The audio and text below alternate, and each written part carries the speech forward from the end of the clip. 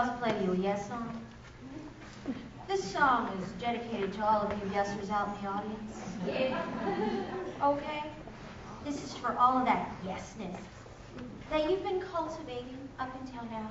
And the more yesness you're going to get from this day, and the more yesness you are going to commit to confessing more out loudly after today. Cool? Cool. Yeah. Are you ready for some yes music? Yeah. Let's go, kids.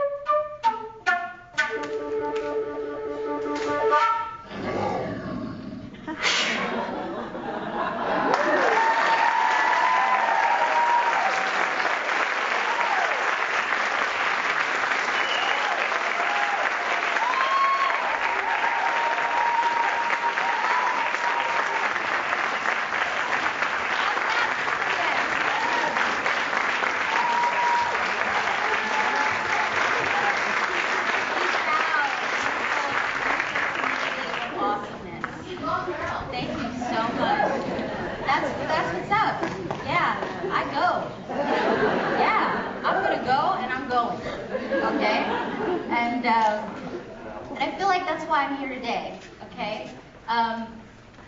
Is to really remind you of something that you already know, but something that you need to be reminded of. You know how, you ever heard that saying, what you practice reveals what needs to get worked on? You ever heard that? Well, now you have. And in fact, we're going to change one of those words. Practice reveals what needs to get played more of. Okay? And I think by now you kind of have gotten a glimpse of my spirit. It has that kind of playful energy on it. And I really thank Spirit for that. Life is heavy. You know what I'm saying? Like, life is heavy. Okay? One of my good friends who you're going to hear later on, Dr. Mark Goffman, he talks about we live in a world of outrageous pain. And you know what? He's right. And the only response to the outrageous pain in the world is outrageous love. That's the only response. The only one. Nothing else matters. And so, here I am today, going to remind you of something that you already know, but that you needed to be reminded of and to practice more of. And so this is all about remembering. Leslie spoke about your greatness. And what does that mean to be great? Does it mean how much money you got in your bank account? Does it mean how charismatic you are up on stage? It can mean a lot of different things. It can mean what you were born here to do, specifically. So if we were to look at who we are as individuals, right, and look from the interior face on the inside of the inside, from the perspective of God, Goddess, as if God was having a you experience, right, then you'd be able to see that there was no flaw, and that you were perfect the way that you were, and that you came into this world with very specific gifts and talents and insight that nobody else can replace or do, because it's about you, right? And you might as well be you because everybody else is taken. Okay? You might as well. You might as well be yourself because everyone else is taken. And so, when we can look from the interior face out at who we are as if we were God, because you actually are that evolutionary impulse that moves the cosmos. You're a miracle. You have ideas. You have feelings. You are a spiritual being living in the physical. Wow! Think about that. That's deep. Where we can connect with spirit and have all the benefits of being in a physical body. And what does that mean? It doesn't mean it's all fluffy. Right? It doesn't mean things have to be perfect in the way we think they should be. It means that we're on a journey. We're on a journey to find ourselves and to learn what love means. To learn what love means by going through the journey of the ups and the downs and through the world of outrageous pain to find the love in it and to respond outrageously with that love. And so I'm going to share with you today, and specifically, I'm talking to you ladies. And I love seeing the men in the audience because in truth, the balance, right? The more we show up in our greatness that Leslie speaks about, the better the world is going to be. Ladies, it's our responsibility. Did you catch how I said that? Responsibility. And not only a responsibility, but a sacred one. Okay? So I want you to remember your greatness. And we're going to break down what that is and how we get there and how we can remember that, especially in times of challenge, especially as we're in this moment of our evolutionary process. Okay? We live in the most privileged time ever. This is an important moment for all of us. Not so long ago, not very long ago at all, I couldn't have been up here sharing this kind of information with you. Why? Because of how I look. A few more years before that, because of my sex. That's not that long ago. And so the question is where do we go from here? Okay, where do we go from here? And you tell me. Here we are, okay? More than ever in the history of our womynstry. Here we are living in 2014. We live in one of the greatest countries ever, right? We can speak our minds. We can have people come and pay to come and listen to us. Right? We can get married if we want to or not, and it's okay. We can choose now to have children or not, and people won't judge us and tell us we're bad or we're wrong. Or at least if they do, we take it with a grain of salt. Right? We can become entrepreneurs and make our own money. Right? We can choose the kind of jobs that we have. All of the luminaries in our past, our ancestors, Rosa Parks, Eleanor, Roosevelt, Josephine Baker, paved way for us to be able to speak our minds and do whatever we choose with our bodies. Create things, right? And as women, we have this incredible ability to tap into our intuition and move stuff. Okay? Like, hold that, because it's so interesting that happened. I mean, it seems silly, but when we move things and when we have the power to move things, this is something that we need to remember. And when I'm talking about our ability to step into our intuition and hold space and nurture and create, right? That's powerful, and the world needs it more than ever. But with all of this power that we have, the ability to create, choose the kind of people we marry or not, have kids or not, make money, there's still so much violence happening out in the world. There are still 4 million people who can't eat, even though there's food to feed them 4 times over in the entire world. There are people still coming back from overseas in Iraq, coming home and shooting up schools. There's violence. There's twice as many women as there are men, and yet you still don't get paid the same. You're the #1 consumer, and yet we're not running it. Question mark? Question mark? And I say question mark because it's our responsibility to change the way change is done. And what do I mean by that? I am talking about, okay, we're going to work hard the rest of our lives and make something happen and just be okay with where we're at because at least we got something. No! I'm talking about right now in this moment, we have this incredible opportunity to rewrite our sacred autobiography. Okay? And sort of change the course slightly of where our history has led us up till now. Because we can't just stop here. We can't just be cozied up and okay, I got a cool job, or, I'm happy with what I am, or I'm going to hold back my courageous conversation because I don't want to be rejected, or this and that, or, I know that bad stuff is happening out in the world, but that's not my concern. I'm just going to live in my nice house in Berkeley. Really? I can't imagine my ancestors in the civil rights thinking that way. I can't imagine all of you extremely gifted and talented people just sitting around and playing small. Why? And this is not about, okay, everybody, let's go get some picket signs and go fight. This is not what that's about. It's about remembering your greatness. And it's about actually sharing your greatness on a larger level. It's about stepping out onto a bigger stage. It's about hearing your voices. It's about not playing small and waiting till it's perfect enough to share. And I know women, we carry that. We hold that.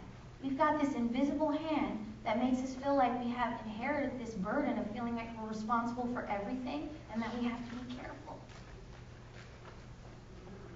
And the moment that we can heal that fully, and I'm not talking about going to a therapist every single day, I'm talking about just getting more bold and taking more risk with expressing yourself. It's that simple. If you take a moment to think about how many times a day you say to yourself, I can't, I won't, no, that's not me, no, I can't, no. And it may sound simple, but it's those little things that create large ripples. And it's that mentality that sabotages you from accessing your greatness more often. So, okay, T-Bird, I want to access my greatness more. How do we do that? Well, first, it's important to know where it comes from. Have you ever noticed, once you have awareness about something, then you're positioned in a better place to make an empowered choice? You know that? Does that feel familiar? Right? And I like to say an empowered choice, a healthy choice, not right or wrong choice, but a healthy choice when you have that awareness. So we're going to kind of rewind some years ago to where we women used to be the matriarchs of our communities, to where we were the medicine women, to where people came to us for advice. Right? We were the doctors, we owned land, we had wealth. People loved us, they took care of us. We had sacred rituals, all of our men went out and hunted and gathered. Right? They went to protect us from whatever tribes or this and that was going on, but we were there making stories, weaving things together, keeping the community together, and when they came home, we held and nurtured them. It was a beautiful thing. And then one day, something changed. All of a sudden, women learned how to become afraid. All of a sudden, men, and this is not about me bashing men, this is not what this conversation is about, okay? This is about us remembering our greatness and stating what happened. Christianity came in. Men took the wealth away from women. They burned them. They had them tell on each other, right? They had them become so afraid to become midwives or work with medicine because it was evil. So they began to take away and shame the natural gifts of women. It was dangerous to be a woman. All over Europe, and then here, eventually when it came here. Dangerous to be a woman. Dangerous to gather. Dangerous to work with the nature, with medicine and herbs. Dangerous to give birth to babies. It was evil all of a sudden. And what happened was, is that light, that natural ability for women to shine, it started being squished out. And it was so scary to know that you're a woman, that in some ways women began to hate themselves. Because who wants to be weak? Who wants to be told that they're evil? And over 200 years, imagine being born a little girl. Imagine. Oh my God, I'm a little girl. Whoa. And so, even though that happened a long time ago, we still carry that memory in our collective consciousness. We still carry that memory. And how do I know that? It's because we still repeat some of the same things. We hold back. We hold back.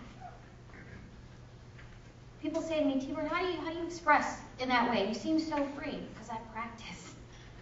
Okay? I have all my feelings and scared and all that kind of stuff too, but I don't solely identify it, and I just practice. And so what we need to do is, okay, so that happened to us. How does that play out in my life now?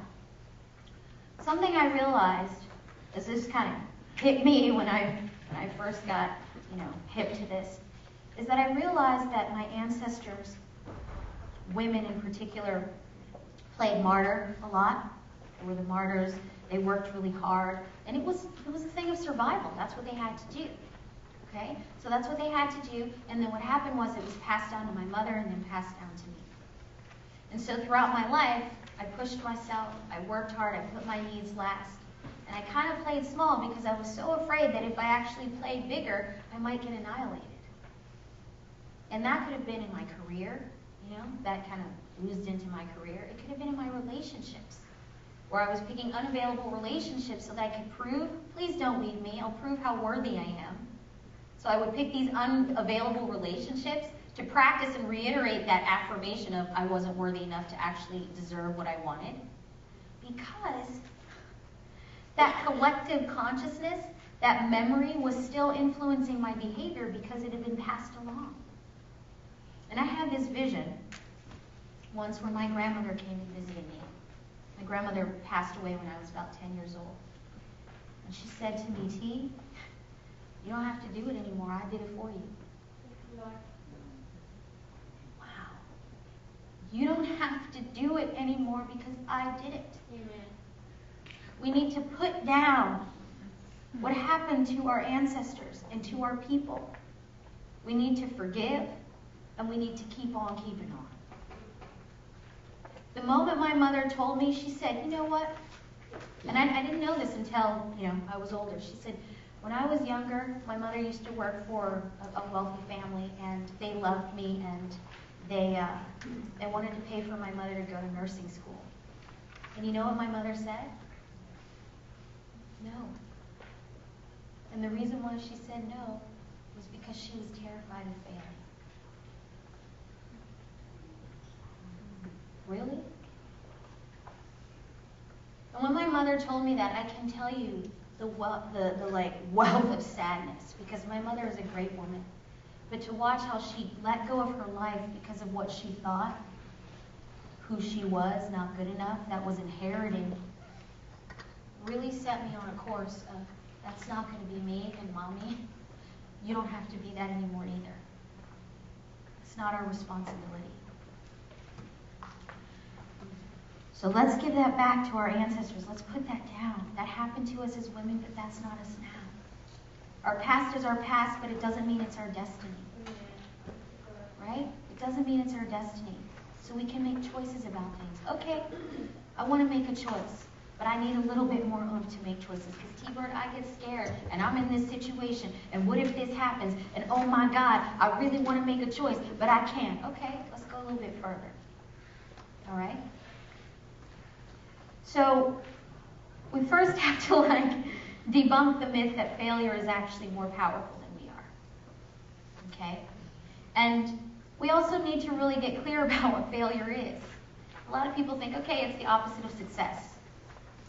And why we need to rewrite that definition for ourselves is because so many of us still hold ourselves back. And every time that you do, whether it's you don't ask for a raise from your boss, whether it's you don't tell your partner that you don't love them anymore, whether it's you tell your friends, I'm not going to hang out with you anymore because your behavior does not serve in the right way for us to grow, whatever it is for you, we need to stop being afraid and hold back from saying that truth. Leslie was talking about speaking truth. Okay, so failure, the opposite of success. That's usually what we think it is. Well, would it be fair if we were to say, instead of failure being the opposite of success, because truly success, I feel, we define it through which perspective we're looking at it from. I feel like it's kind of relative. You know what I mean? Does it make sense? What if we looked at failure like this? Failure is the absence of being able to access and feel in to your power. Let me say that again. Failure is the inability to access and feel into your power, as opposed to the opposite of success. Because how it changes the feeling of it is if you're not successful, what do? You beat yourself up, and you need to be ashamed of yourself. Really? Gosh, it just keeps piling crap on. Right? The opposite of success, I'm not successful. How do we define success?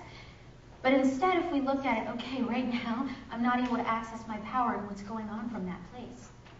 How often do I cut myself off from the ability to be powerful? What are the things that are keeping someone like me, you, us, from feeling powerful?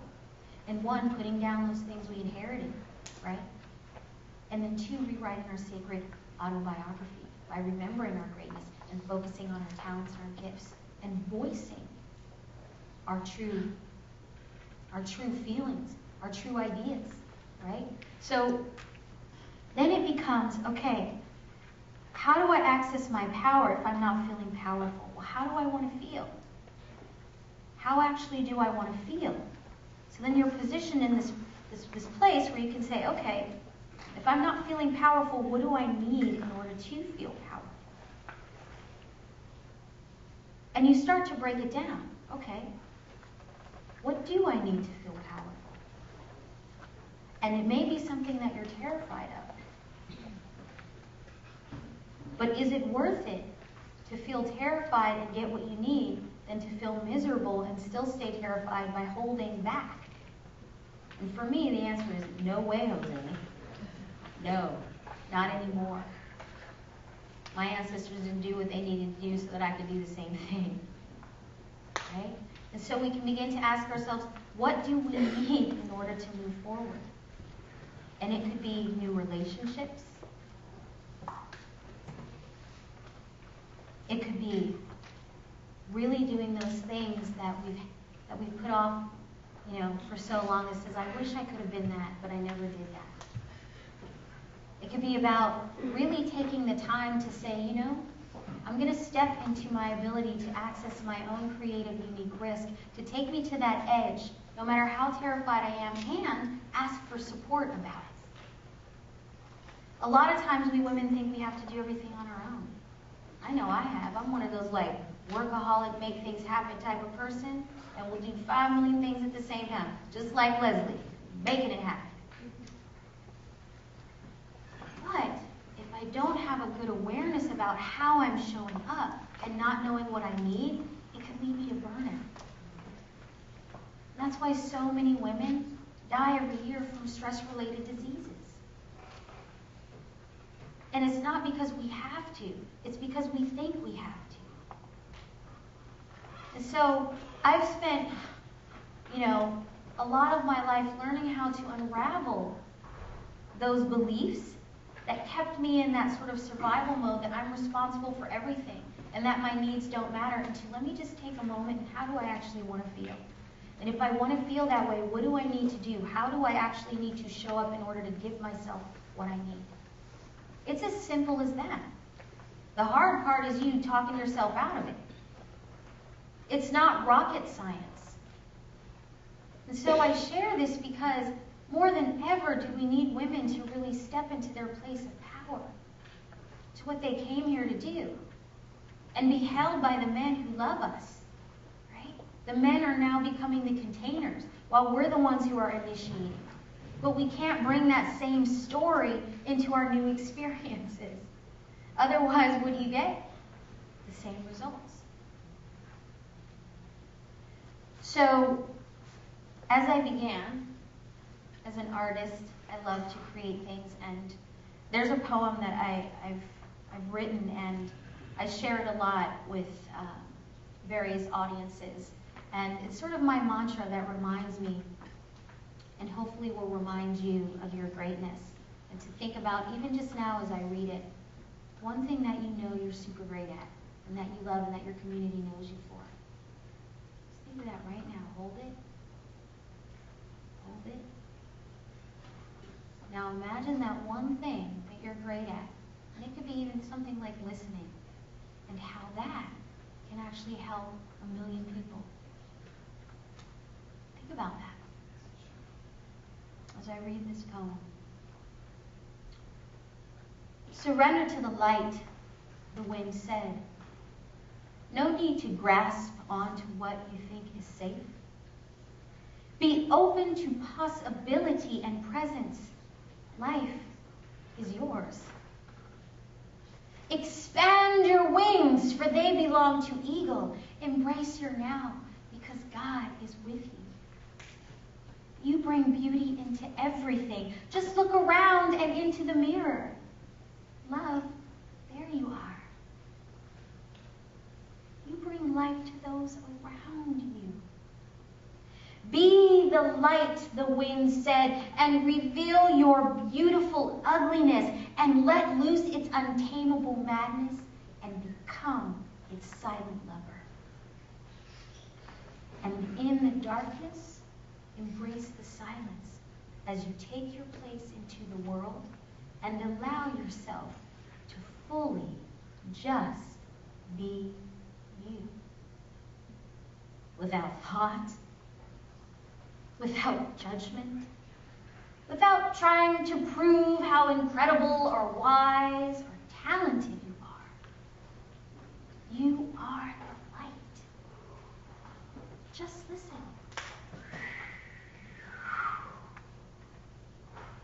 Like the wind, unrehearsed, without agenda or excuse, without story.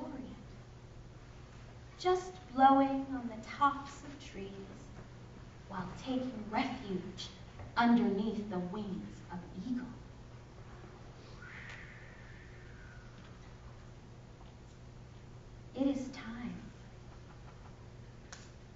is.